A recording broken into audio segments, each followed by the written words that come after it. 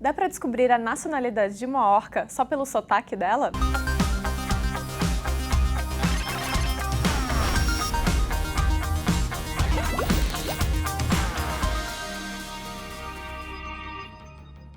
Pesquisadores da Universidade de Curtin garantem que sim, pelo menos das orcas australianas. Elas possuem um sotaque diferente dos animais de outras partes do mundo. O Projeto Orca conduz pesquisa sobre vocalizações desses animais há 10 anos, mas só 5 anos atrás começaram a observar os mamíferos da subbacia de Bremer, no oeste da Austrália. E foi justamente lá que o sotaque foi detectado. Talvez a maioria das pessoas não perceba tanta diferença entre os chamados das orcas, mas para quem está acostumado a ouvir o som desses animais todos os dias, a distinção é nítida. Ela pode ser percebida nas representações visuais dos chamados e, para os maiores especialistas, só pelo ouvido.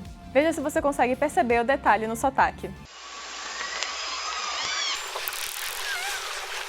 Os chamados e assobios das orcas dessa região são um pouco diferentes das outras, mas não o suficiente a ponto de serem irreconhecíveis, como uma nova língua. Apesar da gente não entender o que elas estão dizendo, os biólogos conseguem identificar o tipo de chamado devido ao comportamento e contexto em que são usados. O mesmo som pode significar perigo para as orcas do mundo todo, inclusive para as australianas, mas é como se elas tivessem uma pronúncia diferente. O que muda de uma região para outra é a estrutura do chamado. Os pesquisadores usaram um microfone submarino para gravar os sons emitidos pelas orcas. Eles são analisados em laboratório para medir alguns parâmetros, como a frequência máxima e mínima do som. São mais de 20 características medidas em cada chamado. Depois de tudo isso, os resultados são comparados com orcas de outras regiões, e é aí que os pesquisadores percebem a diferença. O oeste da Austrália concentra a maior quantidade de orcas no país. Para entender melhor o comportamento e a saúde delas, é necessário mais tempo de estudo e monitoramento. E quem sabe, daqui a alguns anos,